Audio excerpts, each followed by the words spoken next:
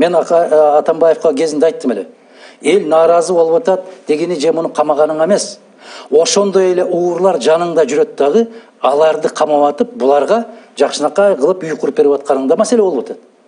Бул күрөш тандалма күрөш болуп атат. Сен менин кишимсиң, сен жүрө бер. А эгер мага каршы чыксаң, анан мен көрсөтөм.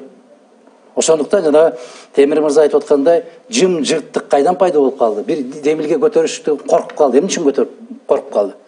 Теги кишиге жакпай калса, баягы киши болсо берине табылат.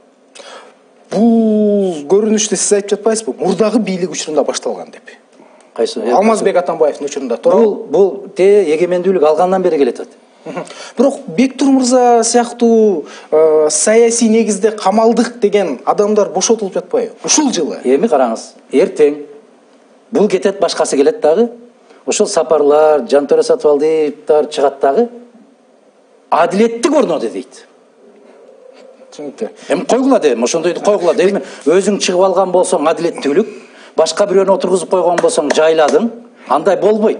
Бизде мыйзамдын алдында баары бирдей болуу керек дагы, баары бирдей. Сен ага каршы чыгасыңбы, чыкпайсыңбы? Сен аны колдойсуңбу, колдобойсуңбу? Мыйзамды караш керек дагы, таразага салып, күнөөң болсо тартышың керек.